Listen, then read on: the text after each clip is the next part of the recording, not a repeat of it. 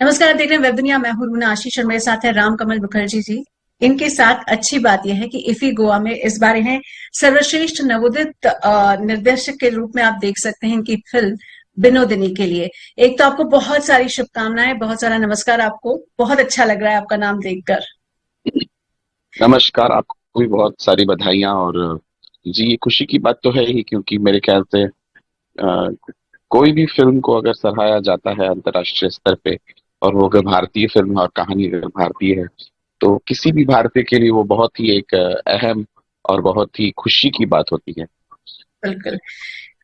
ऐसे में फिल्म के बारे में जानना चाहती हूँ। मैं जितना भी उसका ट्रेलर देखती हूँ, उसके बारे में पढ़ती हूँ, एक अलग सी जिज्ञासा जागती है मुझे ये देखने की कि इस फिल्म में क्या क्या चीजें होने वाली है। जी, ये एक आत्मकथा है। ये बंगाल की बहुत ही प्रसिद्ध जो मंच अभिनेत्री थी, विनोदिनी दासी की कहानी है। और ये कहानी मैंने अपने तरीके से बोलने की कोशिश की है। इसको मंच पे बहुत बार दिखाया गया है और बहुत ही पॉपुलर प्ले रहा है बंगाल में। न सिर्फ बंगाल में, बल्कि इसको नेशनल स्कूल ऑफ ड्रामा में भी, इंग्लिश में, हिंदी में, काफी अलग अलग लैंग्वेजेस में इसका जो प्ले है, जो नाटक है, वो बहुत बार हमने मंच पे देखा है। उसके अलावा भी हमने थोड़ी थोड़ी कहीं कहीं हमने इसको short film, experimental films, old film, कुछ पुरानी फीचर फिल्म के रूप में भी मैंने देखा है इसको। लेकिन करीब 40 साल पहले या कुछ 30-35 साल पहले, तो मुझे इतनी सारे हिंदी फिल्म करने के बाद जब भी मैं बंगाल में आता था, यहाँ के जो मीडिया है, यहाँ के जो लोग हैं, वो मुझे यही कहते थे कि आप बॉम्बे में रहते हैं, आप हिंदी फिल्म करते हैं, लेकिन आप बंगाली हैं, बंगाली फिल्म करनी चाहिए आपको। तो मुझे ये लगा कि तब मैं बांग्ला में तभी ये फिल्म करूं जब जो लैंग्वेज है, जो भाषा है, वो बहुत इंपॉर्टेंट होनी चाहिए, कि बहुत। बंगाल में ही बनानी चाहिए या बंगाली में ही होनी चाहिए फिल्म।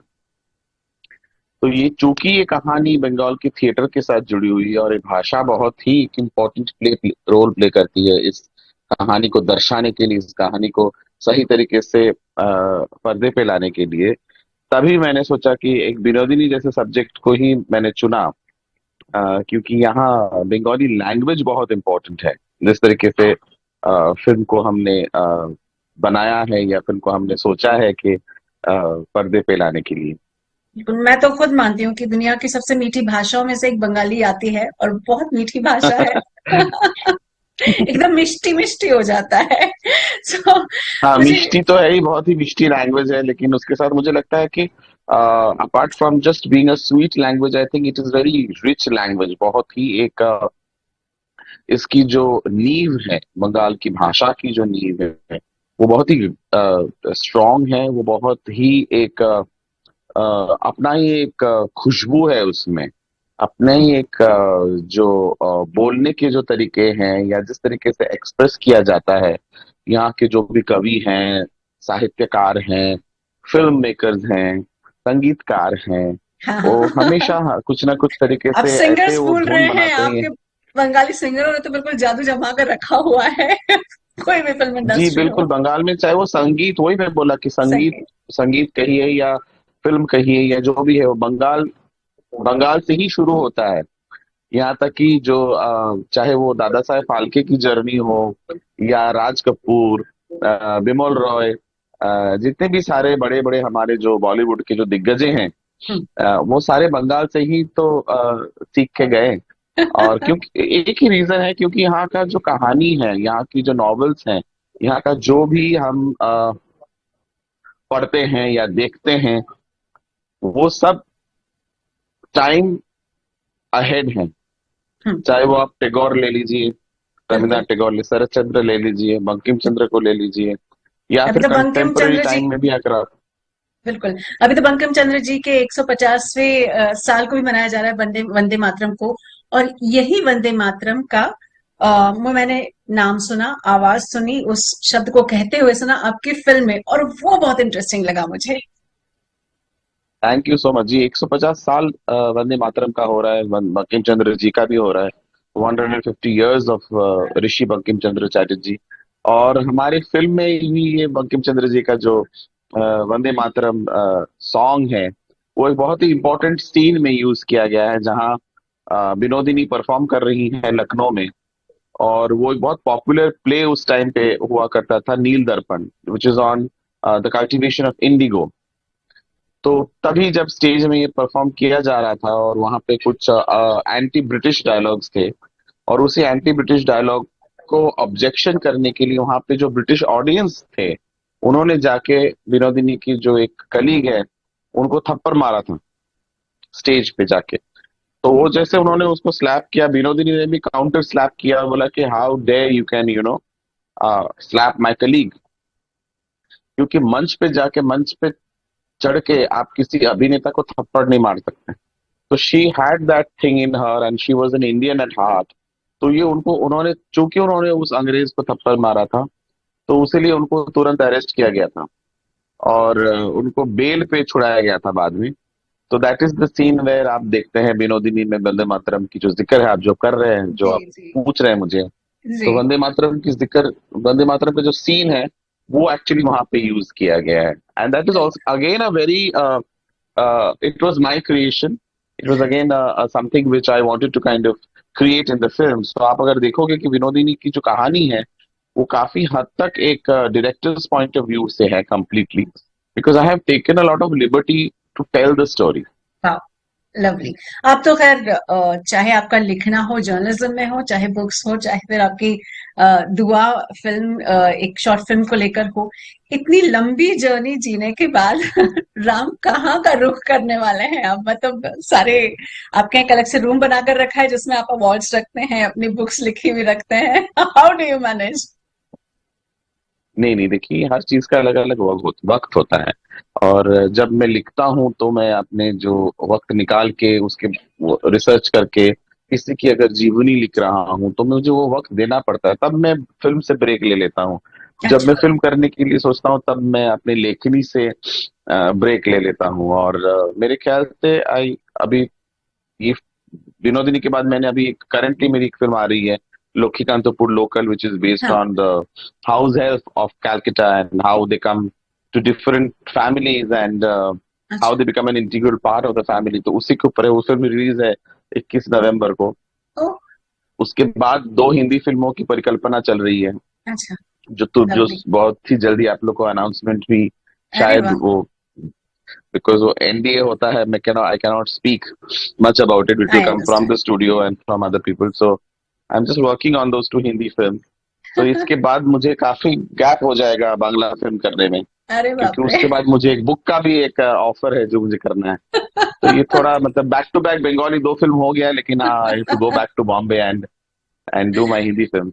राम, आम लोगों की जिंदगी में दिन में 24 घंटे होते हैं, मुझे लगता है आपके पास दिन में 48 घंटे होते होंगे, तब इतना काम होता है।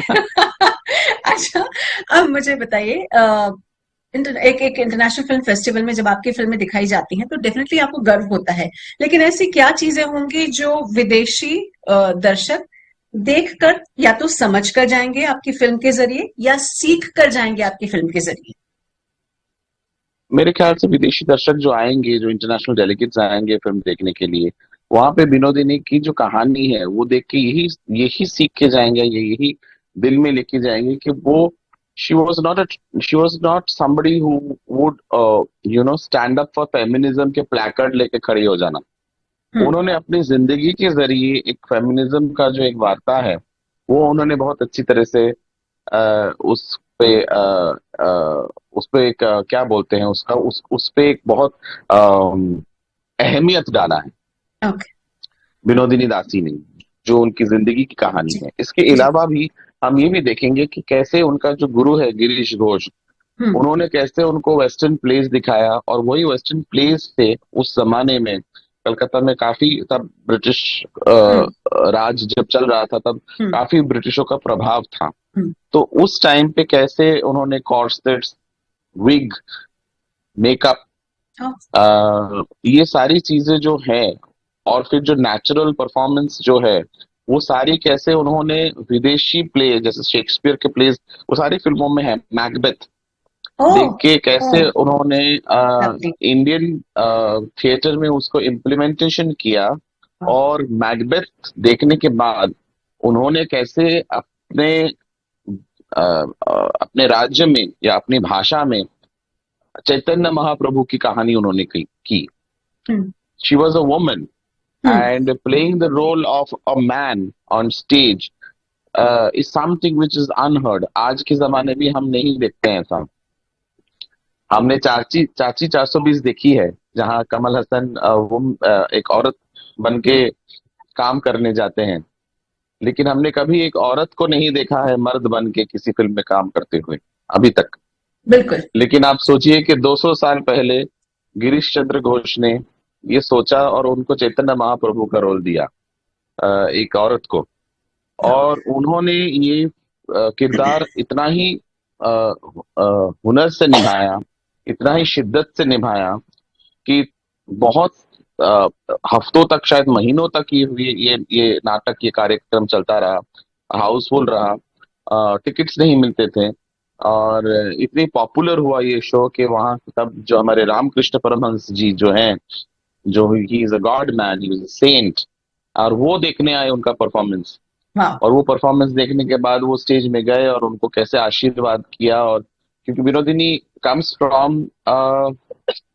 from a family. Her mother was a prostitute. She comes from a red light area, and then how she herself works hard to overcome or to kind of get away from this stigma कि मैं इस परिवार से हूँ। तो उसके लिए उन्होंने जो मेहनत किया है, और आज जितनी भी सारी अभिनेत्रियां हैं हमारे देश में, वो हमेशा विनोदिनी दासी को ही अपना गुरु मानते हैं, उनको पूजते हैं। कलकत्ता में उनकी मूर्ति बनी हुई है।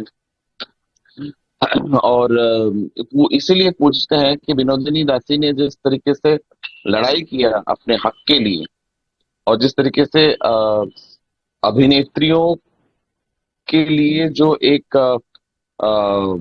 क्या बोलते हैं, कैनवस बोलिए या लिमिट्स बोलिए, वो जो उन्होंने ओपन कर दिया ओह। अपने सोच से, अपने काम से, तब जाके बाकी जो हीरोइंस आए उनके लिए इजी रहा ये जर्नी। ग्रेट। उनको ग्रेट। दिक्कतें फेस नहीं करनी पड़ी।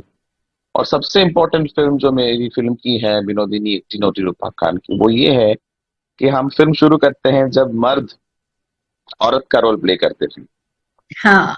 और वहां से लेके जो 360 डिग्री एंगल में जो पूरा समाज को पूरा घुमा देना, जहां वो खुद एक औरत होके एक सबसे बड़े जो चैतन्य महाप्रभु है उनका रोल वो प्ले कर रहे हैं रोल स्टेज प्ले में। करें। वाह। तो मेरे ब्यूटीफुल। ख्याल से it is a complete 360 degree turn off the society lovely. And the social change. So that is what I think the international, आपका जो सवाल था कि इंटरनेशनल जी। ऑडियंस शायद कहीं जाके ये इसका लुफ्त उठाएंगे। इस कहानी की मजा यही है कि ये बहुत भारतीय है, but at the same time treatment जो है इसका, म्यूजिक कहिए या परफॉर्मेंस कहिए या कॉस्ट्यूम या जो भी है, वो एक नेशनल लेवल के क्वालिटी को मेंटेन किए हुए हैं, और अंतर्राष्ट्रीय स्तर पे भी लोगों को अच्छा लगेगा। क्योंकि I'm ये sure. फिल्म फ्लोरिडा में, बॉस्टन में, शिकागो में, फिर कार्डिफ में एंड लंदन में स्क्रीनिंग हुआ है, और वहां पे जो सारे इंटरनेशनल ऑडियंसेस हैं उन सबको विनोदिनी बहुत अच्छा लगा, और उन्होंने अपने तरीके से उसको समझा और अपने तरीके से उनका इंटरप्रिटेशन भी किया है। सो आई Great. थिंक ईफी में भी इसका बहुत ही मेरे ख्याल से अच्छा रिस्पांस आना चाहिए। बिल्कुल बिल्कुल। I am also crossing my fingers for your success and Vinodini success. और इस पूरी बातचीत के लिए आपका बहुत बहुत धन्यवाद। आपसे मिलना होता है इफ यू गो। धन्यवाद आपको भी, धन्यवाद आपको भी, और आपने वक्त निकाला और हमको आपने ये जो इज्जत दिया एक नॉमिनेशन के लिए, या विनोदिनी को जो आपने इज्जत दिया, उसके लिए तहे दिल से शुक्रगुजार हैं हम आपके। Thank you. धन्यवाद। Thank bye. यू।